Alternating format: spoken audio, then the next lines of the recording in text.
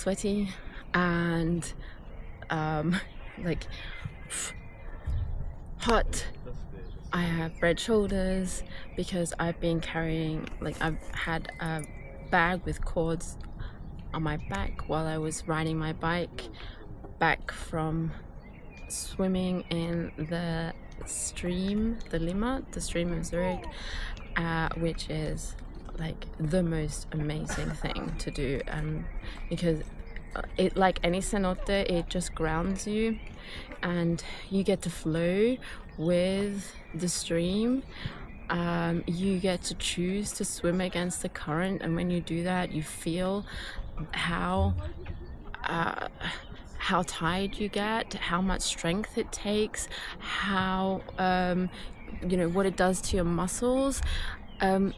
And okay, and the thing is that I was, oh my gosh, oh no, look at that, 3 ladybug larvae just climbing across here. Okay, so I had no idea that I was gonna stop right here, right now, and do this message for you. Okay, I want to show this to you.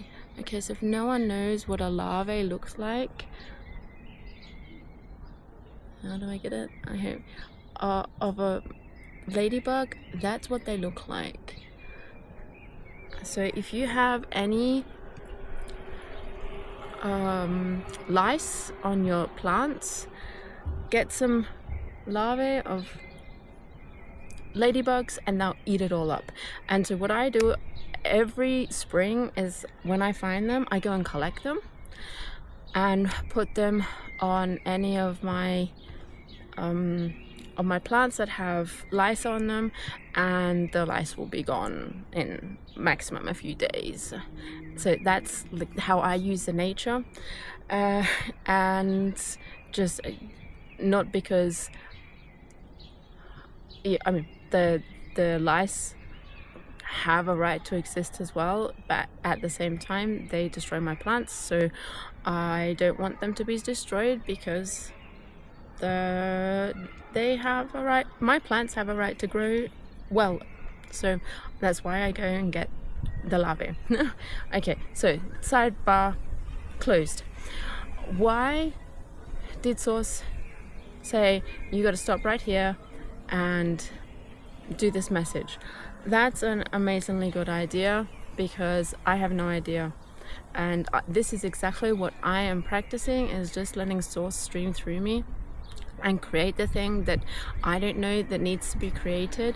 But when I release and let go and just let it flow, things come out that I just can't imagine. Okay, and what came out as I was setting everything up, or what came through, the message that came through, is everyone now is talking about the solstice, and I was also thinking about the solstice and what I could say. I mean, I said something yesterday at the workshop, but everyone is talking about the solstice. And so what is the thing that no one is talking about? And I guess that was part of it. What aren't people talking about? Or what is the thing that I like to talk about? What is the thing that I like to talk about that I can just talk about for hours and hours and hours? And I mean, that is, for me, that is like talking about spirituality, but like practice spirituality, talking about remembering parallel lives, talking about all of the magic and miracles that has happened in my life, because I trusted in myself, and I trusted when I get the message, go ahead and go and do this, that I actually go and do it. And I experience so much magic when I do that, that I can't deny following my intuition, following what Source says. Doing that immediately has led me to so many amazing things. And I'm just gonna babble on and see what happens. So when I was at the Limmat, I took out my tarot cards and I did the shuffle, and so what came, the first card that came out was the 8 of Swords, and the 8 of Swords are about your own limitations, and it's about seeing where are you limiting yourself. So thinking about what is the thing that you are right now, like, you put on your own blindfold and you shackled yourself, but there is no cage. There is nothing around you. You are free. You're free to follow what you feel called to do, not because anyone told you to do it, not because it feels comfortable, but actually it is what stretches you the most, what feels actually uncomfortable. But there's this itch inside of you, this itch that you need to go and do this, and if you don't scratch it, it's gonna keep coming back, and it's gonna keep coming back, and it's gonna keep coming back. And yes, I said that 3 times, like an old vinyl, an old record player that has got stuck. It's gonna keep coming back because that is the thing that you need to be doing. And that, the more that you ignore the itch, the stronger it gets. You know that's true. How many times have you experienced that? And only when you actually scratch the itch is when you finally get the release, and then probably the next one comes. But that's just the next step on the stage of where you need to go. And something that also came through today is you are not becoming, you are being. You are not growing, you are expanding into the being that you already are. It's like you have decided you're this little box inside the whole universe. And the thing is that you are the universe, but you believe you're a box. And so you can look at it from the perspective of the box, and that box from that perspective looks like it's growing. Okay? The thing is, if you look at it from the perspective of the universe and that you are the universe, you're just expanding into the universe. Okay, there is no growing to do because the universe is infinite. You don't need to grow, you don't need to heal, you don't need to wait any longer to do the thing that you need to be doing. Okay, I'm gonna say it. You just need to grow some balls, is what came through. You need to grow some balls. The thing is that you already have them. So I want to change it and say, just, you need to use those balls and use the spine that you have, and just start creating the thing that you want to create. Not because it makes money, not because it is what you need to be doing. It is because you want to do it. It is because it fulfills you with lots of light. It is a thing that you can do like the whole day without seeing the time pass by. It is a thing that you can just get lost in, and that makes you light yourself up. And your sacred fire that is glowing on the inside it's not ignited. The sacred fire is you're putting more fuel onto that fire. That's the thing that you need to be doing. And I'm laughing because I'm just seeing all of these larvae go back and forth and doing whatever they need to be doing, which is just so interesting. Yeah, okay. So you're being called to do this thing that just keeps on coming up and coming up and coming up. Okay? And it's not going to let go of you until you actually finally do it. And you can say, oh, I'm not ready. But my question is, how ready do you need to be to start? How ready do you need to be to take one step? Do you need to be 20% ready? Do you need to be 80% ready? Do you need to be 53.827 ready? Do you know how ridiculous it is to say, oh, I'm not ready? Because there is actually no way to measure readiness. The only way that you can start doing something is to start doing something. the only way to get somewhere is to take the first step, and then the second step will come clear. Okay, so what it is that you're making a choice. Out of all the infinite possibilities that are around on this earth, in this incarnation, there are infinite possibilities, but the thing is that you get to choose one. And now here's the thing that a lot of people get stuck up on. Well, if I choose this, then none of the other things are going to happen, which is absolutely not true. You know that lots of things go on all at the same time. That's one point. Then making a choice and it not working out the way that you expected it to work out isn't failure. Okay, you did nothing wrong. It is the exact thing that is going to lead you to the next thing that is going to be bigger and better and brighter and bolder. The only thing is that if you hold on to something way too long, then it can seem like the hole gets bigger and you are digging yourself a deeper hole. But also at the same time, that is a choice. So as you can see, life is always made of choices. And whatever you choose, just because you chose it doesn't mean that you have to be loyal to it to the rest of your life. Okay? So it's like a piece of clothing that you bought just because you bought it, but when you get home with it and you don't like it anymore, doesn't mean that you have to keep it. You can let it go. So I call this this is the Marie Kondo way. Love it, thank it for giving you the opportunity to have some happiness while you are at the store, and then let it go, give it away.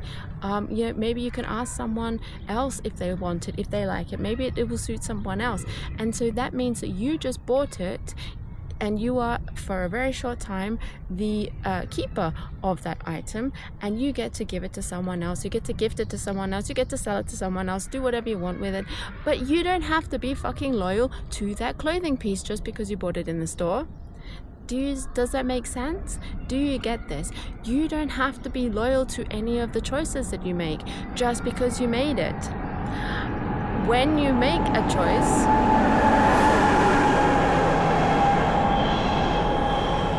then like having children, yeah, that is a choice that there are responsibilities that you have for a very, very long time. But at the same time, it doesn't mean that you have to do and parent the exact same way that everyone else does, or that society or how society wants you to do it. You can choose to parent the way that fits you. Okay, you are still taking care of your responsibilities. You're just doing it in a different way. You're doing it in a way that mainstream might judge, but the only way that they can judge is when you judge yourself. And when you judge yourself, then that is what is going to be mirrored to you on the outside. Everything is mirrored to you on the outside, and also when something is mirrored to you and it triggers you, well, that is an invitation to look inside of yourself and see, well, what is the thing that is triggering me? What is this thing that I can see inside of myself where I'm limiting myself? So we're coming back to the Eight of Swords. And what is it that I have right now that I am not willing to see and let go of? And so the funny thing was that I pulled another card.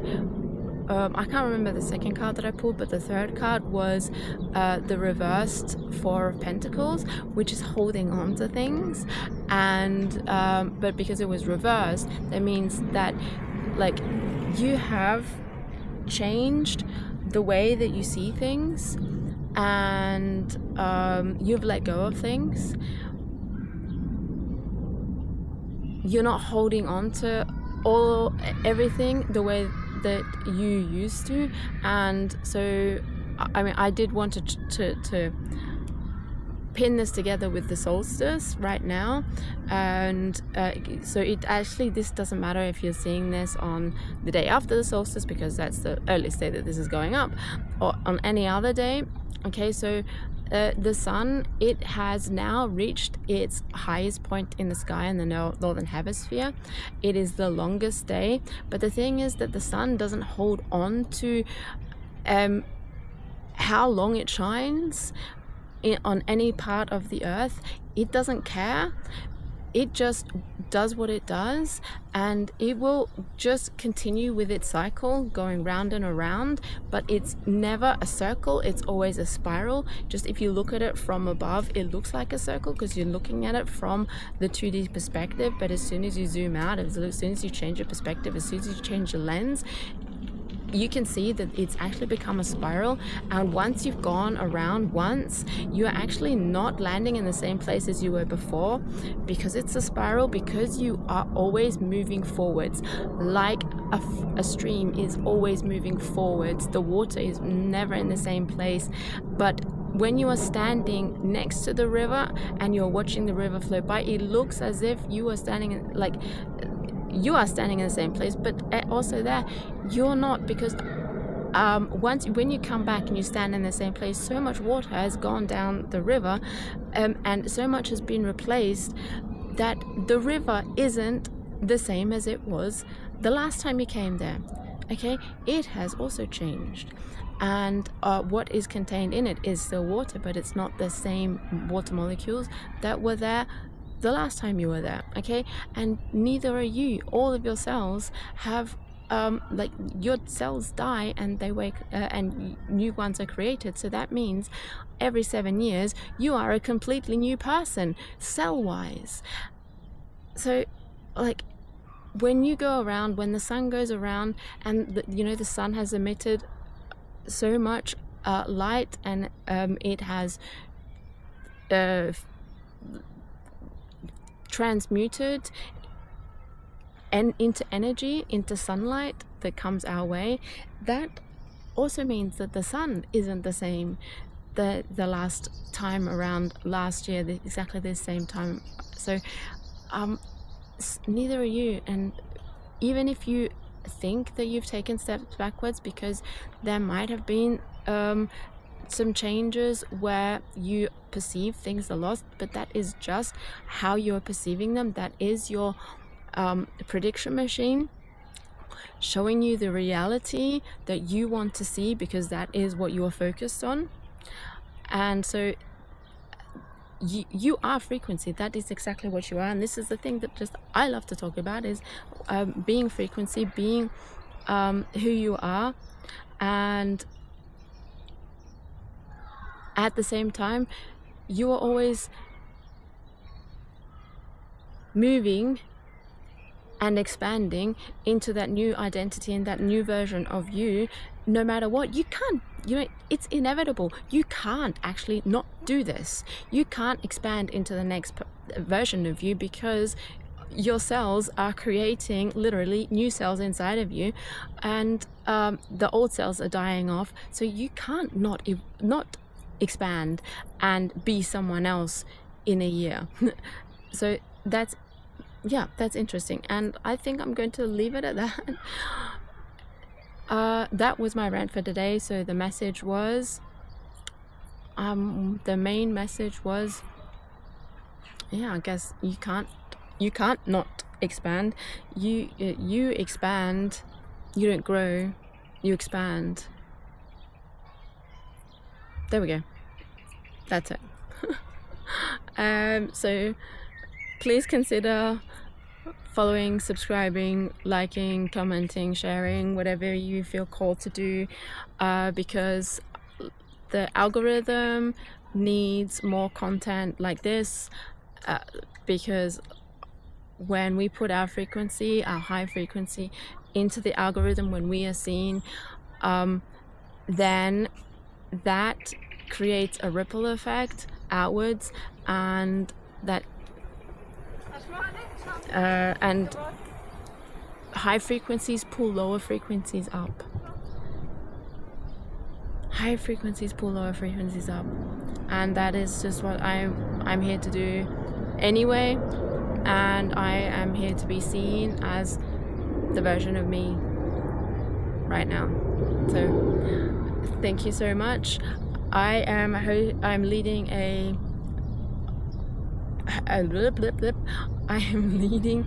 a retreat in Mexico, Valladolid, Mexico, from the 1st to the 13th of September. If you're interested, DM me or put in the comment section Mayan Retreat, and I will send you more information about that. We are going to be in Chichen Itza on the 9/9 portal. Just so you know, that is going to be like, there are some ascension codes there that we are going to collect and transmute some of the frequencies to create, like, get into the ascension. And it's not that we are going to move away or anything, ascend away. That is not what's going to happen. But there are some dormant codes lying inside of our DNA, and in Chichen Itza on the 9/9 portal, I mean, there are going to be so many other beings all across the globe doing specific tasks on the 9/9 portal. And for me, I am here. The message that I received, the transmission I received, is you have to take the 10 people to Chichen Itza on the 9/9 portal. Okay, so if you feel called to do that, please let me contact me, and I will give you all the details. And yeah, thank you so much. I hope you feel called to do this. It would be so amazing to have you there. Like, there's so much more fun in it. That's just one part of it. I'll be giving more details out. Okay, hasta luego.